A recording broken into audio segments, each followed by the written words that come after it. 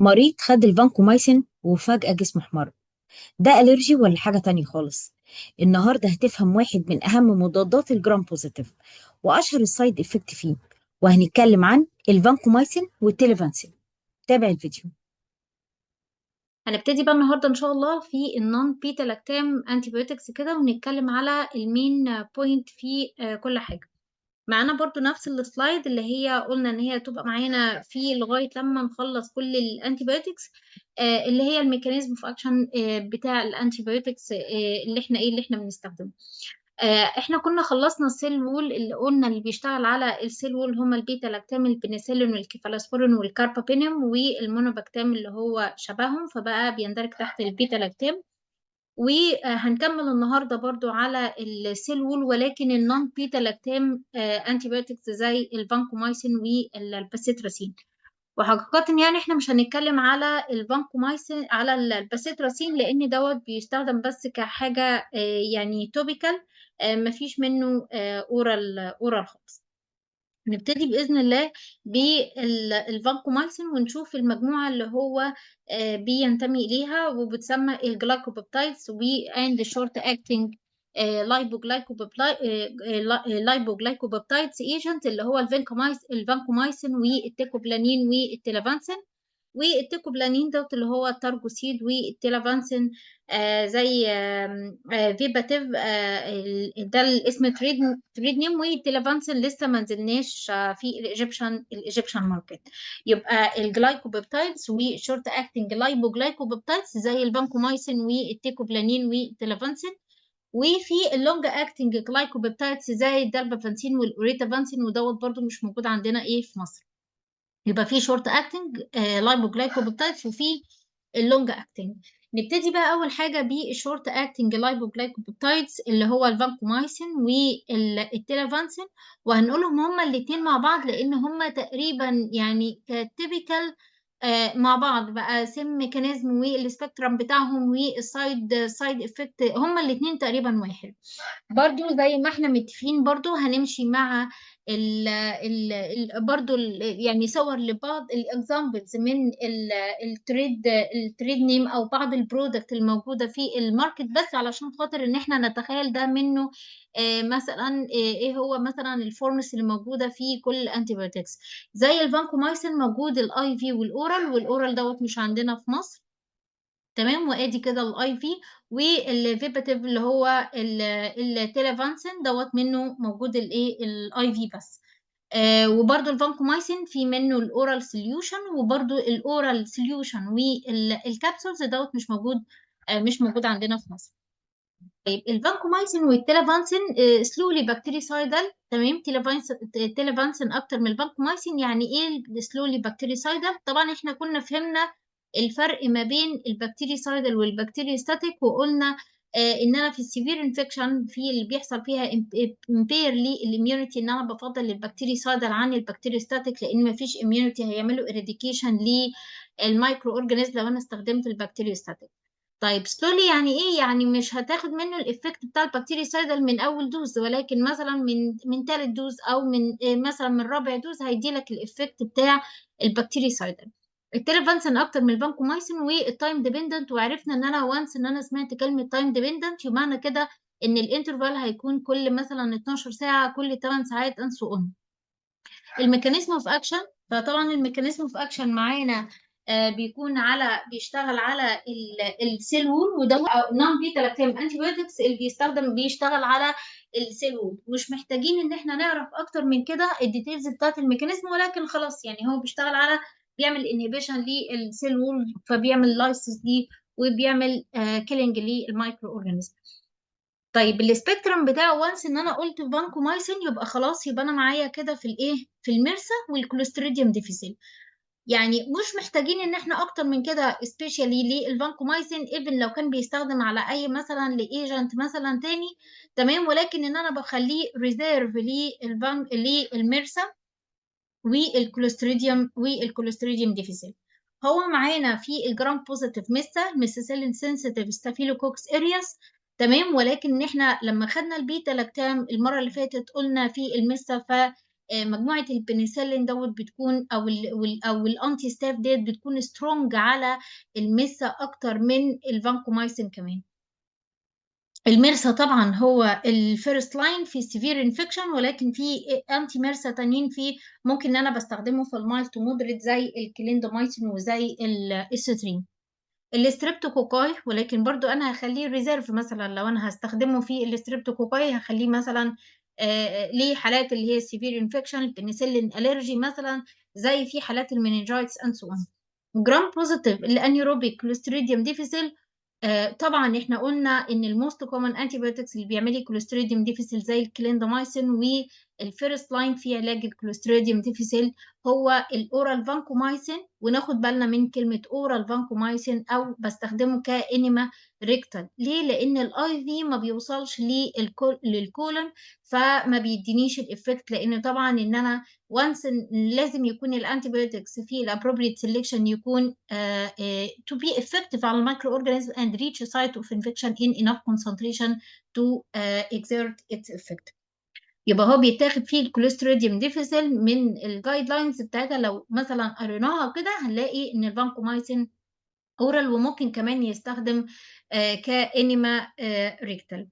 مودريت للانتيروكوكاي، والانتيروكوكاي ديت لو فاكرين برضو علشان احنا هنتكلم في موضوع الانتيروكوكاي على طول المحاضرة النهاردة، اللي هي النون هيموليتيك انتيروكوكس، سواء كان النون هيموليتيك اللي هي الانتيروكوكس فيكاليس او الفيشيوم، وقلنا ان الفيكاليس ليس ريزيستنس للفانكومايسين اكتر من الفيكيوم. فانا ممكن ان انا طبعا بدور في السنسيتيفيتي، لو سنسيتيف للامبيسيلين انا بستخدم امبيسيلين، لو ريزيستنس للامبيسيلين سنسيتيف ل مثلا الفانكومايسين بستخدم فانكومايسين، ولكن لو كان ريزيستنس للفانكومايسين زي الفانكومايسين ريزيستنس انتيروكوكس قلنا ان احنا ممكن نستخدم الدابتومايسين ان كومباينيشن او بستخدم لاينوزوليد. فانا معايا في دوت كده مودريت افكت على الانتيروكوكاي، ولكن مش الفيرست لاين زي ما احنا شفنا. وطبعا بور بقى على اي حاجه تانية جرام نيجاتيف، فانا ما بستخدمش نيفر ايفر فانكومايسين في الجرام نيجاتيف انفكشن. الروت اوف ادمنستريشن الاي في والاورال نوت ابزوربد اورال، تمام، علشان كده ان انا بستخدمه في الكلوستريديوم ديفيسيل على اساس ان هي لوكال انفكشن، فبستخدم حاجه بتديني على اللوكال افكت، انا مش محتاجه الابزوربشن ولا الديستريبيوشن بتاعه في حاجه، ولكن ان انا محتاجاه في اللوكال انفكشن زي الكوليستريديوم ديفيسيل. ممكن يستخدم كانترا بريتونيال، والانترا بريتونيال دي بيتحقن في البريتونيوم كده في حالات البريتونيتس. ممكن يستخدم انتراسيكال بيتحقن في البون مارو، والانترا اوكولار ممكن برضو في حالات بعض الاي بيبقى بدوزس معينه، تمام، وبتكنيك معين. مش هتلاقيها ان هي كومن قوي يعني في الاستخدام، ولكن ان هو بيستخدم في حالات بعض الحالات اللي هي بتبقى سيفير انفكشن. بور سي اس اف بنتريشن، ولكن انا بستخدمه في حالات المننجايتس بالمننجيتك دوز بالهاي دوز، علشان خاطر ان هو يوصل للسايت اوف انفكشن بانف كونسنتريشن، تمام. ومش معنى ان هو بور سي اس اف بنتريشن، ولكن انا بيوصل بيعدي البلاد برين بارير، تمام، ولكن لازم ان انا استخدمه بالفيري هاي دوز زيه زي الروسفين. يعني انا بستخدم ان انا مثلا الروسفين او سيفتراكزون ب 2 جرام او جرام كل 24 كده مش هيوصل اصلا بانف كونسنتريشن، ولكن انا بستخدمه بالمننجيتك دوز. طيب الاكسكريشن باي كدني، لذلك ان هو بيحتاج دوز ادجستمنت في حالات الرينال امبيرمنت، وان انا لازم ان انا بخلي بالي ان انا من دوز ادجستمنت في حالات الرينال امبيرمنت، لان اصلا الفانكومايسين هو نيفروتوكسيك دراج. دايلايزابل، معنى كده ان انا لو استخدمته في حالات الدايليسيس لازم ان هو يستخدم بعد الدايليسيس سيشن. كده في الكدني نيد دوز ادجستمنت، وانا لازم ان انا في حاله الرينال امبيرمنت اخد بالي جدا، لان هو اصلا نيفروتوكسيك دراج، وعلى الدايليسيس لو البيشنت على دايليسيس لازم ان انا اعمل انديكيشن ان انا ادي الفانكومايسين بعد الدايليسيس سيشن. جنرال دوزنج هتلاقيها من 15 ل 20 مللي جرام بير كي جي بير دوز، تمام، معنى بير دوز وبير داي. لو بير داي ان انا بعمل ديفايدنج على كل 8 بقى او كل 12، او لا، لكن لو بير دوز يبقى هي دي الايه الجرعه بتاعت الايه الدوز الواحده، ممكن استخدمه 8 كل 8 او كل 12 ساعه. خلاص. طيب لو انا هستخدمه مثلا في المنجيتك دوز، يبقى انا هختار بقى الهاي دوز، يعني انا هستخدم ال 20 مللي جرام بير كي جي بير دوز كل 8 ساعات. لو مثلا بيشنت الويت بتاعه 100 كيلو مثلا، يبقى انا هستخدم 2 جرام 20 في 100، يبقى كده 2000 مللي جرام او 2 جرام كل 8 ساعات. الفانكومايسين بيبقى ليه لودنج دوز ممكن من 20 ل 35 مللي جرام بر كي جي، بس خلي بالك بالماكسيمم دوز بتاعته 3 جرام بر دوز. تمام. ممكن ان انا اعمل لودنج في حالات السيريوسلي البيشنت، زي مثلا في حالات السبتك شوك ممكن ان انا استخدمه لودنج دوز. بستخدم مثلا في حالات الانفكتيف اندوكاردايتس، في حالات المننجايتس، في حالات النيكروتايزنج فاشايتس. تمام. فالفيري سيفير او كريتيكال كونديشنز، تمام، ان انا بستخدم، يفضل ان انا استخدم لودنج دوز للفانكومايسين، بس بشرط ان ما يكونش ان انا اعدي 3 جرام بير دوز. بريجنانسي نوت ريكومندد، وفي بوكس وارنينج بيعمل ايه البيريوفيتال ايه توكسيستي، علشان خاطر الاكسبيانت اللي موجوده في الفانكومايسين في الفانكومايسين في الفايل يعني. الادفيرس افكت طبعا انفيوجن ريليتد رياكشن، وطبعا كلنا عارفين الريدمان سيندروم. والريدمان سيندروم بيبقى هيستامين ميديتد رياكشن، يعني الحاجه بتبقى بتختلف من بيشنت لبيشنت تاني، وبيبقى السيفيريتي بتاعتها ممكن تكون في حالات مايل تو مودريت، وفي حالات بتبقى سيفير. يعني ممكن يحس باول حاجه وورم، بيبقى فلاشد مثلا، ممكن يبقى هايبوتنشن، لغايه لما ممكن يوصل لمرحله الريدمان سيندروم. في الانفيوجن ريليتد رياكشن، ان انا بخلي بالي ان انا لو البيشنت مثلا ظهر مايلد سيمبتومز كده، يقول لك انا حاسس ان انا مصهد، انا بقيت احس ان انا ببتدي ان انا ادفى كده شويه، خلاص في الحاله اللي زي كده ان انا بظبط الايه الانفيوجن ريت. طيب لو حصل بقى ان هو وصل للانافيلاكتيك رياكشن او وصل للريدمان سيندروم، في الحاله اللي زي كده ان انا بوقف حالا الانفيوجن للفانكومايسين وبشفت ليه حاجه الترنيتيف. طيب الانفيوجن بقى علشان خاطر تو افويد ريدمان سيندروم، بخلي الانفيوجن ريت بيكون على 30 مينتس 30 مينتس لكل فايل 500 مللي جرام. يعني الفايل الواحد على نص ساعه وخلاص، ان احنا نكون حافظين على كده. الواحد جرام على ساعه، الاتنين جرام على ساعتين، خلاص ان انت تو افويد الانفيوجن ريليتد رياكشنز. ومعظم الريفرنس لما كانوا اتكلموا على الريدمان سيندروم، فهم اتكلموا على الاي في، ولكن احنا شفنا الريدمان سيندروم من الاورال، ومن الاورال فورم من الاورال فانكومايسين. ولما قعدنا مثلا دورت عليها، لقينا فعلا ان في كيس ريبورت كانت نازله لظهور الريدمان سيندروم مع الاورال فانكومايسين. فناخد بالنا وانس استخدمت الفانكومايسين سواء كان اورال او سواء كان اي في، لازم ان انا برضو اكون عيني على ان ممكن يحصل الريدمان سيندروم. خلاص. يبقى انا المفروض ان انا بعمل avoid ريدمان سيندروم بسلوينج انفيوجن ريت على الاقل خالص نص ساعه لكل فايل 500 مللي جرام. والسايد افكت تاني للفانكومايسين برضو اوتوتوكسيستي ونفروتوكسيستي، ودوت بيكون دوز ديبندنت. تمام. يعني المفروض ان انا بدي الدوز الصح، وان انا بعمل فولو اب، وهنشوف ان احنا بنعمل مونيتورنج للافكت والتوكسيستي بتاعت الفانكومايسين ازاي. خلاص. برضو ثرومبوسايتوبينيا بتحصل من الفانكومايسين، بيكون رير، مش زي الزايفوكس او التازوسين.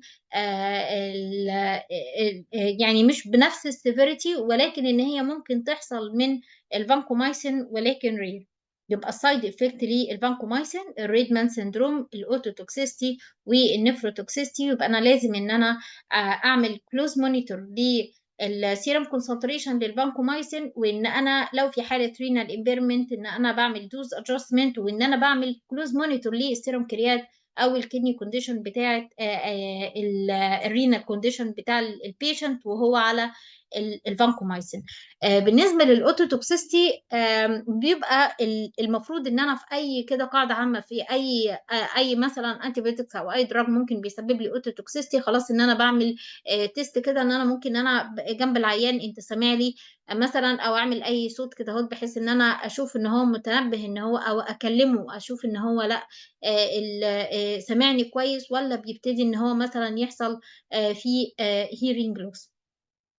التليفانسين زي الفانكومايسين بالظبط، من الريدمان سندروم، من الاوتوتوكسيستي، من النفروتوكسيستي، من الثرومبوسايتوبينيا، وبيعمل بس بلس حاجه فومي يورين، بيبقى ايه رغوي كده. ده بالنسبه للفانكومايسين والتليفانسين. الكلينيكال يوز سيفير كونديشنز طبعا، او سيفير انفكشن كوزد باي الميرسا، وانا ده كده رقم واحد معايا هي الميرسا. ممكن ان انا استخدمه في المننجايتس في حاله البنسلين ريزيستنس ستريبتوكوكس نيمونيا، ولكن انا بستخدمه بالفيري هاي دوز علشان خاطر يحصل سي اس اف ثيرابيوتيك ليفل. هو بور سي اس اف بنتريشن، ولكن ان انا استخدمه بالهاي دوز علشان خاطر ان انا اعمل اتشيفنج للثيرابيوتيك ليفل. طبعا انا قلت ان هو الفيرست لاين من الكوليستريديوم ديفيسيل اسوشيتد دايريا، وبستخدم في الحاله اللي زي كده اورال بانكومايسين 125 كل 6 لمده 10 دايز، او ان انا بستخدمه ريكتال. ليه؟ لان الاي في مش هيوصل انتراكولونيك ان كونسنتريشن او ان انف كونسنتريشن. فيبرايل نيوتروبينيا، طبعا البيشنت اللي بيكون مثلا كانسر بيشنت مثلا داخل بيه مثلا في حاله سيبسس او في حاله سيبتك شوك، على طول ان انا بستخدم الفانكومايسين، على طول ان انا بستخدم في الكاسيتر ريليتد بلاد ستريم انفكشن وفي حالات السيبتك شوك، وممكن في حالات البريتونيتس، وعرفنا ان احنا ممكن ان هو بيتحقن انترا بريتونيال في كونتينوس امبيولاتري بريتونيال دايليسيس. وده بيتم اللي هي بتبقى سيشن دايليسيس كده، بيكون على حاجه بورتبل كده، والبيشنت ان ممكن ان هو ياخد السيشن بتاعته وهو في البيت، غير الانترميتنت دايليسيس. اندوفسالمايتس طبعا، وقلنا ان احنا ممكن يتحقن انترا اوكولار.